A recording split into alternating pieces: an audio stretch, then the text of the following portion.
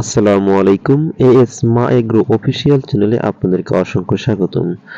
আজকে আমরা আপনাদেরকে একটি অত্যাধুনিক পদ্ধতি, যেটি বর্তমানে প্রচলিত একটি পদ্ধতি, বস্তায় আদা চাষ, সেটি সম্পর্কে জানানোর চেষ্টা করব। এবছর আমি 190 বস্তা আদা রোপণ করেছিলাম। তার মধ্যে কি ফলাফল এসেছে বা কি ত্রুটি রয়েছে সেটা সম্পর্কে আজকে জানানোর চেষ্টা করব ইনশাআল্লাহ। আমরা যেই গাছগুলো বা যে বস্তাগুলো আপনাদেরকে দেখাচ্ছিলাম, এই বস্তাগুলোতে পর্যাপ্ত আদা আসেনি বা পর্যাপ্ত ফলও আসেনি। ফল না আসার কারণ হচ্ছে, যদিও আমরা ইউটিউবে ফেসবুকে দেখে থাকি যে ছায়ার মধ্যেও আদা হয়, আসলে এটি একটি ভুল ধারণা। ছায়ার মধ্যে আদা হয় না।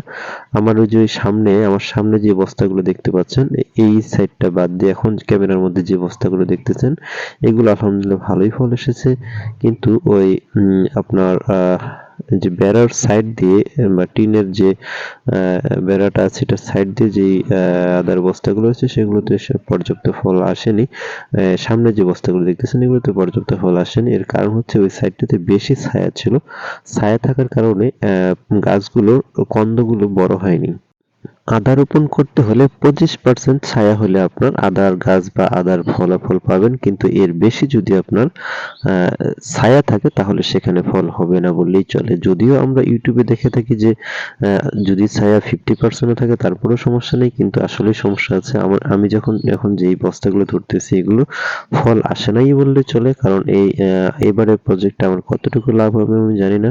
তবে আমি আশা করতেছি যদি আমার আসলটা ওঠে তারপরেও আমি সন্তুষ্ট, কারণ এখান থেকে অনেক শিক্ষা নিয়েছি। আরেকটি সবচেয়ে বড় সমস্যা, আমার সামনে যে বস্তাগুলো দেখতেছেন গাছ নেই, এগুলোতে যে ছত্রাকের আক্রমণটা এখানে হয়, যেটা পচা বলে, আদার সবচেয়ে বড় রোগ, এই রোগটা আক্রমণ করেছিল।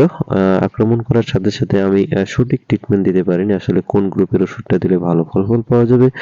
পরবর্তীতে আমি যখন এই আদার চারাগুলো যেখান থেকে সংগ্রহ করেছিলাম তার সাথে যোগাযোগ করি, সে বলল যে ভাই আপনি ভুল করেছেন, আপনি যেটা ব্যবহার করতেছেন সেটা ভুল, আসলে সেটা দিয়ে আপনি সঠিক ফলাফল পাবেন না। আপনাকে কার্বোডেনজিম গ্রুপের ওষুধ ব্যবহার করতে হবে। তারপর আমি সেই গ্রুপের ওষুধ ব্যবহার করি, উনি যেটা বলে দেয় সেটা। তারপর আলহামদুলিল্লাহ ফলাফল আমি ভালো পাই।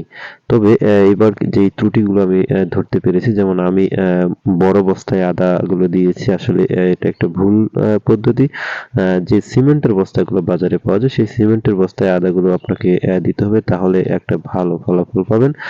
আর হচ্ছে যেই ছত্রাক আক্রমণ অর্থাৎ পচার আক্রমণটা, এটার ওষুধটা আপনাকে শুরু থেকেই দিতে হবে। শুরু থেকে দিলে অবশ্যই আপনি ভালো রেজাল্ট পাবেন ইনশাল্লাহ।